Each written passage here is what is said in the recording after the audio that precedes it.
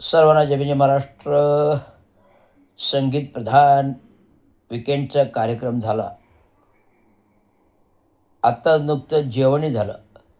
पण जेवण करता करता मी काही बातम्यांमध्ये जे न्यूज चॅनल पाहिले, त्याच्यामध्ये संपूर्ण महाराष्ट्राच्या पट्ट्यामध्ये जो धुवाधार पाऊस चालू झालेला आहे आणि या धुवाधार पावसामुळे होणारे अपघातही तसेच महाभयंकर आहेत. 15-15 गाड्या अहमदाबाद गुजरात रोडला रस्त्यावरील खड्ड्याच्या निघालेल्या RCC स्टीलच्या रॉड्स चाकामध्ये जाऊन 15 गाड्या ॲट अ टाईम पंक्चर होतात. रस्त्यातील खड्ड्यांमुळे समोरच्या गाड्यांना पावसामुळे खड्डे दिसत नाहीत. त्यामुळे गाडी खड्ड्यात आपटते आणि अपघात होतो. टू व्हीलर्सवाल्यांचा मोस्टली याच्यामध्ये अपघात होतो. मी आता पूर्ण अपघाताविषयीच बोलतोय. नंतर त्याचा पर्यायी देणार आहे. तर रस्ते बांधकामं करताना आपण सरकारी कार्यालयामध्ये अभियंते का नेमतो मला तेच कळत नाही. कारण एकाही अभियंत्याला मनापासून पोटतिडकीने काम करावंसं वाटत नाही. जर असतं तर स्वतःहून जे दिसतं ते करतं. असतं ते स्वतःवरून दिसतं ते करतं. पण ते माझ्या अंगी तसं नव्हतं. मी सेवेमध्ये असताना देखील इतर प्रभाग समितीने आहे जे काही तातडीचे बाब असेल, मग शाळेत जाताना असो, मॉर्निंग वॉक करताना असो, का कुठेतरी फिरायला गेलेला असताना, काही मला जर त्रुटी आढळल्या तर मी तात्काळ महानगरपालिकेच्या त्या अभियंत्यांना किंवा थेट आयुक्त ते नगर अभियंत्यांना व्हॉट्सअप मेसेज करायचं. म्हणजे फुटपाथ गटारावरती कुठेतरी चेंबर तुटलेले असायचे. प्रभाग समितीतील कार्यकारी अभियंत्याचं लक्ष नाही आहे. कुठेतरी वॉटर लाईन खोदकाम चालू आहे आणि मध्येच खोदकाम करताना पाण्याची लाईन तुटलेली आहे. असं मी कितीतरी वेळा अनुभवलं आणि थेट सकाळी मी त्या संबंधित खात्याच्या अभियंत्यांना फोन केलेत. पाणी खात्याच्या स्वतः कार्यकारी अभियंता कुठेतरी गटर फुटपाथमध्ये मोठ्याच्या मोठं भगदाड पडलेलं आहे, काँक्रीट तुटलेलं आहे. मी तात्काळ सकाळच्या सकाळी फोन करायचो. अनिल पाटील होते, नगर अभियंता ज्यावेळेस होते, तर मला ही विशेष जबाबदारीच त्यांनी दिली, की रवी कुठेही काही चुकीचं आढळलं तर थेट मला व्हॉट्सअपवर ते मॅसेज किंवा फोटोज क्लिप पाठवून दे. त्यामुळे RJ अहिरे उपनगर अभियंता, अनिल पाटील नगर अभियंता असताना आणि खडताई असताना मी त्या संपूर्ण प्रभागात दक्षता पथकासारखा फिरायचो. आणि जे काही पाण्यात आढळायचं चुकीचं मी थेट मोस्टली मी शनिवार रविवारी कुठे भाईंदर क्रिकला जा, कुठे शिवपाटा मुंब्रा साईड जा, कुठे वाघाई साईड जा, कुठे याऊर साईड जा, अशी माझी भटकंती असायची. परंतु मी नुसतं भटकंती नाही करायचो, तर मला कुठे कुठे त्रुटी दिसतात का ते तपासून मी ते फोटो काढायचो. आणि फोटो काढल्यानंतर ते आल्यानंतर ते सगळीकडे मेसेज टाकून ते व्हायरल करून त्या संबंधित अधिकाऱ्यांना पाठवायचं. त्यामुळे सगळ्यांचे धाबे जाणायचे आणि मला येऊन कार्यालयाच्या दिवशी जेव्हा असेल तेव्हा मला येऊन दुपारी भेटायचं. "अरे रवी, तू आमच्या विभागात फोटो नको पाठवू ना." "असं नको ना." "का नको पाठवू?" म्हटलं. "फोटो तुम्हाला काळजी नाही का? त्या गटारावरचं झाकण चेंबर लागलं पाहिजे वेळेत. कोणी पडल्यावर तुम्ही लावणार का? तिथे खड्डा पडलेला आहे तो तात्काळ बुजवा. कोणी पडल्यावर बुजवणार का? नाही ना." मग अलर्टनेस असावा. आपली जबाबदारी आहे. माझं शहर माझी जबाबदारी आणि मी अधिकारी तर माझी जबाबदारी जास्त.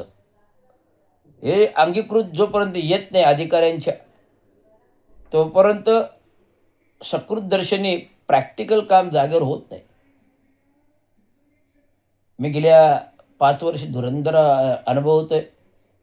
या 5 वर्षाच्या कोविड कालावधीमध्ये एकही अभियंता कोणी काम करत नव्हता, की अधिकारी का नगर अभियंता कोणी काम करत नव्हतं. मोजके अधिकारी कार्यालयात बसायचे, बाकी आपत्कालीन ड्युटीला फील्डवर पाऊस तोंडावर आले, काम करायला कोण नाही. एकटा रवींद्र शिंदे अवेलेबल. अवेलेबल म्हणजे कोविडमध्ये माझी ड्युटी आली होती. बोरपुल्ले क्लर्कचा उपायुक्त झालेला. तिन्ही वेळा माझे आदेश काढले. मी तिन्ही वेळेला फोन सांगून आदेश रद्द करायला सांगितले. साहेब, माझा कोविडशी काय संबंध? कोविडशी संदर्भ आहे तो क्लर्क लेवलच्या लोकांचा संबंध आहे. वैद्यकीय क्षेत्रातल्या लोकांचा संबंध आहे.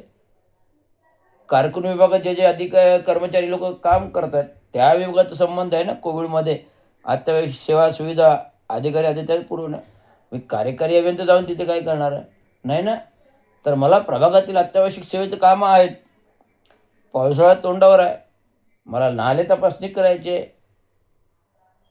पावसाळ्यापुरते नाल्यांमधील गाळ काढून खाडीपर्यंत खड्डे खोदून करायचं आहे. कारण माझं ऑलरेडी काम चालू झालं होतं. आणि बोरुपल्ले म्हटलं, तुम्ही कसली ऑर्डर काढताय? तुमचीच ऑर्डर मी काढीन, नाही तर कमिशनरला सांगून. लक्षात घ्या. त्याप्रमाणे तात्काळ ऑर्डर रद्द केल्या माझ्या. आणि खरोखर ते रद्द केलं म्हणून चांगलं झालं. कारण कोविडमध्ये कामच करायला कोण तयार नव्हतं. जागेवर कोण फिरायला यायला माणूस नव्हता. सगळे कोविड अत्यावश्यक सेवेमध्ये. धुरंधर रवींद्र शिंदे कोविड कालावधीमध्ये काम करत होता. धुरंधर काम करत होता. कुठलाही मास्क नाही, चहाच नाही. सकाळी जिम केला की 8:30ला साईटवरती.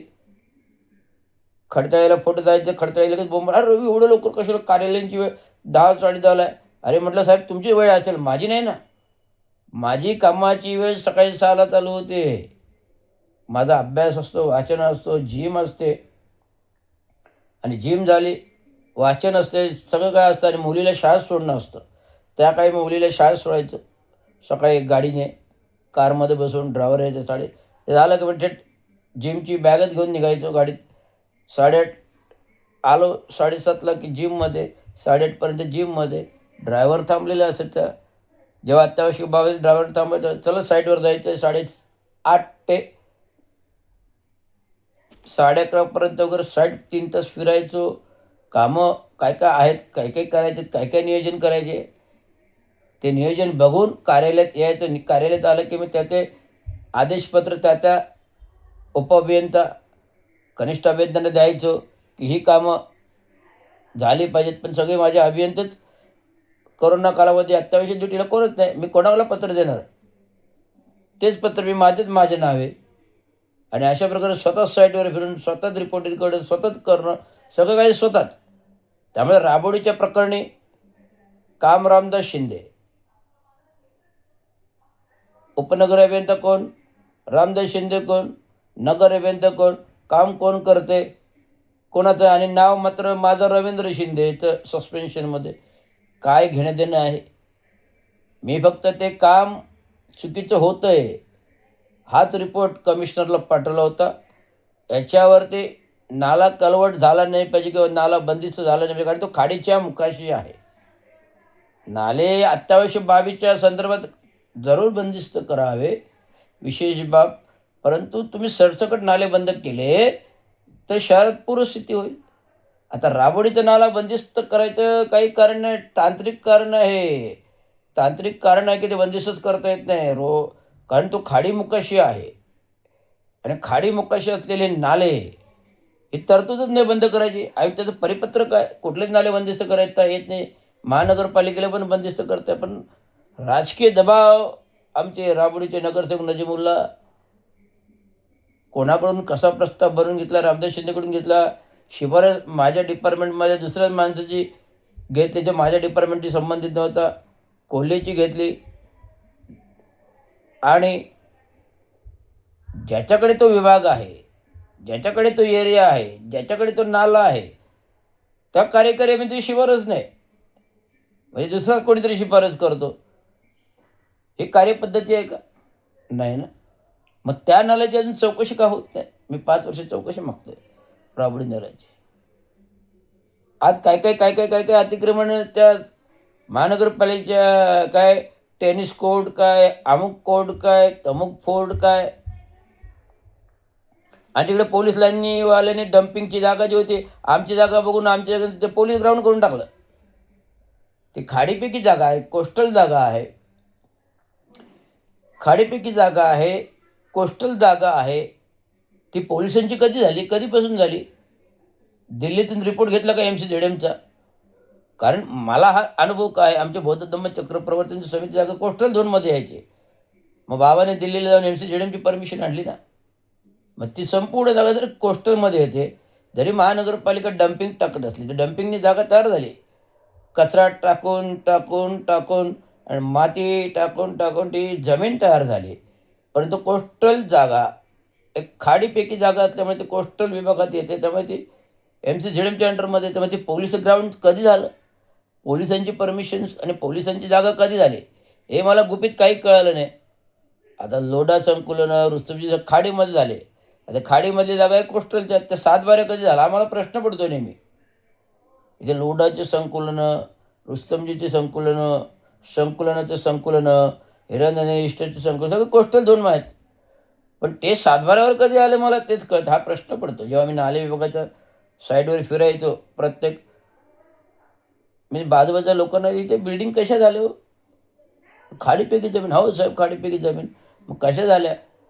कारण की जेवढे मोठाले विकासक आहेत, यांचे एजंट्स लोकं तहसील कार्यालयामध्ये असतात. जेवढे विकासक आहेत, जेवढे मोठाले विकासक, कोणी का असेना, लोढा, रुस्तमजी, प्रिन्सिपल, हे मग त्यामग जेवढे बिल्डर आहेत, तेवढे हिरानंदानी, तेवढे बिल्डर्स लोकांचे तहसील कार्यालयामध्ये एजंट असतात. मग हे एजंट लोकं काय करतात, तलाठी-फलाटीकडून 7/12वरून जमिनी चेक करतात आणि त्या जमिनीचा रिपोर्ट घेऊन म्हणजे आतली माहिती काढली का मग त्या शेट लोकं, बिल्डर लोकांना द्यायची. मग लोढा असेल, हिरानंदानी असेल, अमुक-तमुकला ती रिपोर्ट माहिती द्यायची. बाबा ही जागा अशी-अशी आहे, आपल्याला करता येईल. म्हणजे ती खाडीपैकी जमीन मग ते मंत्रालय, शासन करेक्शन करून, तहसील, जिल्हा कलेक्टर कनेक्शन करून ती जागा 7/12 करून घ्यायची बिल्डरच्या नावे आणि आम्हा पैसा या सरकारला चारला जायचो. अशाच जमिनी चोरी होत आहेत. हा धुरंधर खरी गोष्ट आहे मी जे बोलतो ती. आता ठाणा कॉलेज हा पूर्ण खाडीमध्ये आहे. आता खाडीची जमीन आहे, मातीचा भराव आहे, डम्पिंगचा कचरा जायचा. तिथे जमीन कधी झाली? डम्पिंगचा कचरा झाल्यावर ना. आणि या बेडेकर कॉलेजच्या जो आता बेडेकर, डॉक्टर बेडेकर आमचे बाबांचे चांगले संबंध होते. आम्हाला माहिती आहे ना, खाडा रोडमध्ये राहणाऱ्या आता 2 इमारती होत्या. एक कॉमर्स आणि आर्ट्सची एक आणि एक सायन्सची एक. या 2 इमारतीच्या आता 10-12 इमारती झाल्यात. मग ही जमीन कुठून आली? त्याची 7/12वरची आहे का जिल्हा कलेक्टर कोस्टल झोनची आहे? हे कोणी कधी तपासणी केली का? नाही ना. कारण लोकप्रतिनिधी म्हणत, "अरे आपल्याला ठाणा कॉलेजला ॲडमिशन मिळते, आपल्या मुलांना ॲडमिशन मिळते, त्यामुळे त्याच्याविषयी कोणी काही हे करू नका, रिपोर्ट करा." मी केला होता प्रयत्न. मला लगेच एकनाथ शिंदेची माणसं आली, "ए रवीश जाऊ दे ना, ते आपल्या मुलांना ॲडमिशन मिळतात ना, कशाला त्यात घुसतो? कशाला त्यात घुसतो?" असे मला ते शिवसेनेचे जे कोणी आहेत लाचार, त्या लोकांचे यायचे भेटीगाठी व्हायच्या. "रवी जाऊ दे ना, करू नका, आपल्या मुलांना ॲडमिशन मिळतं. कशाला घुसतं त्याच्यात?" कशाला घुसतं म्हणजे? त्याला माझा एरिया, मलाच माहिती आहे. ही जमीन एवढ्या ह्याच्या बिल्डिंग झाल्यात कशा टेक्निकल कॉलेजेस याचे, बेडेकरचे. हा संशयित मुद्दा आहे. ह्या जमिनी यांच्या मालकीहक्काच्या कधी झाल्या? कोस्टल झोनच्या. तेच आता येऊरच्या जंगलामध्ये जे RCC वॉल होते ते आमच्या साहेबांनी शोधले, जितेंद्र आव्हाड साहेबांनी. त्यांना पण प्रश्न पडला. ही सीमा बाउंड्री कधी आली? चायना वॉल कधी आली? एकीकडे चायना, एकीकडे येऊर हिल भारतातलं. असं प्रकार झाला. एकीकडे चायना, मध्ये चायना वॉल, एकीकडे चायना, मध्ये चायना वॉल आणि मध्ये येऊर हिल भारतातलं. असं झालं ना प्रकरण. आहे की नाही सत्यता? आता डाया व्हायला तुम्हाला 28,000 एकरचं FSI, 28,000 एकर लाखचं FSI देणं बंधनकारक होईल ना कोर्टाच्या निर्णयानं. कसं काय? ह्याला जबाबदार आपले लोकप्रतिनिधी आहेत. आणि अधिकारी जे आहेत ना शहर विकास वगैरे, ॲमेझॉनला आय टी क्षेत्राला जागा जाते, कोणी दिली, कशी दिली? आता प्रशासकीय महासभेला काय अधिकार आहे? धोरणात्मक निर्णयाची बाब जेव्हा असते, बघा, प्रशासकीय महासभा असते ना, तिला जास्तीत जास्त अधिकार 5-25 कोटीचे. 100 कोटी आणि 500 कोटीचे अधिकार नाही ना. तो धोरणात्मक निर्णय आहे. मग ठाणे महानगरपालिका मुख्यालय नवीन भवन बांधायचं काम आहे 500 कोटीचं. मग प्रशासकीय महासभेला अधिकार काय आहे 500 कोटीचा? ती शासनाकडून मंजुरी घ्यायला पाहिजे ना त्यांनी, आर्थिक बाबीची. ती घेतली का शासनाकडून मंजुरी? नाही घेतली ना. मग आयुक्तांना 500 कोटीचे अधिकार आहेत प्रशासकीय बाबीचे? नाही आहेत. 25 कोटीच्या वर आयुक्त करू शकत नाही. हे तुम्हाला ठोस सांगू शकतो. म्हणजे जे धोरणात्मक प्रश्न आहेत, मग जागा जमिनीच्या असोत, ड्राफ्ट डेव्हलपमेंट प्लॅनचे असोत, जागा जमिनीच्या असोत, ड्राफ्ट डेव्हलपमेंट प्लॅनचे असोत, डी-पी नकाशे करायचे असोत, हे संपूर्ण धोरणात्मक अधिकार जे आहेत ना, ते महाराष्ट्र शासनाला, जेव्हा लोकल बॉडी नसते, प्रशासकीय महासभा येते, ते अधिकार प्रशासकीय महासभेला नसतात, तर महाराष्ट्र शासनाला असतात. हे प्रशासकीय कारभारात आयुक्ताला जर माहीत नसतील, त्यामुळे मी विचारतो 2943 ठरावाचं प्रशासकीय कारभारात काय झालं? हा मुद्दा आहे, प्रश्न. ती माहिती दिली जात नाही. महासभेतले BJPने विचारले, माहिती दिली जात नाही. का दिली जात नाही? तर हे जमीन घोटाळे उघड पडतील ना. आता विठ्ठलाची मूर्ती उपवनमध्ये लावली. आता कुठल्याही मूर्तीसाठी लोकल बॉडीचा ठराव लागतो. कारण हा मुद्दा काय येतो, जेव्हा चांगोई शिंदे यांच्या क्रिक रोड्सचं नामकरणाचा ठराव मंजूर आहे, पण त्याला लोकल बॉडीचा ठराव पाहिजे. आता लोकल बॉडी नव्हती तेव्हा राजेश सोनवणेच म्हणतात. मग बाकीच्याला लोकल बॉडीने ठाण्याऐवजी चौक, जो नाव चौकच नाही, ते अनधिकृत नाव दिलेलं आहे. मग तो ठाण्याऐवजी चौक कधी झाला? त्याला लोकल बॉडीची मान्यता आहे का? नाही. हे सगळे छोट्या मुद्द्यावरून मोठे मुद्दे गेस करायचे असतात, तो अभ्यासच कोण करत नाही. त्यामुळे हा धुरंदर जमिनी घोटाळा, आरक्षित भूखंड घोटाळा, कामांचा घोटाळा, गटर पायवटच्या जागेवर नाहीत, पण 2265 कोटी खर्च, 350 कोटीचं ऑडिट नाही, 2943 प्रशासकीय ठरावांच्या जे अधिकृत आहेत, अनधिकृत गोष्टी आहेत, त्याच्यामध्ये नाही. 350 दिव्यांग स्टॉलचं अतिक्रमण फुटपाथवर न्यायालयाच्या विरुद्ध आदेशाच्या विरुद्ध, त्याच्यावर कोणी दखल घेत नाही. सातत्याने बोलतोय. 30 मागण्यांमध्ये माझ्या सगळ्या मागण्या आलेल्या आहेत. सातत्याने बोलतोय. पण ढिम्म प्रशासन, ढिम्म अधिकारी, ढिम्म प्रशासन, ढिम्म अधिकारी, कोणी 12 साहित्यापैकी 9 साहित्य प्रभावी कोणी कामच नाही करत आहे.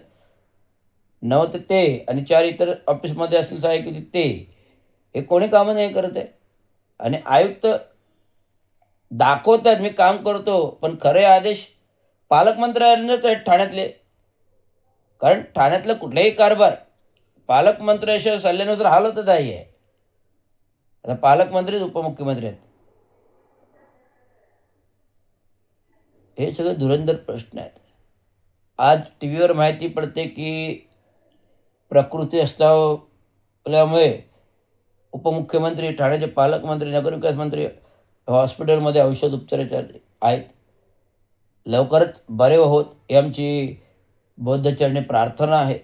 लवकरच बरे होत ही आमची बौद्धचरणी प्रार्थना आहे. लवकरच बरे होत ही आमची बौद्धचरणी प्रार्थना आहे. जय भीम, जय महाराष्ट्र.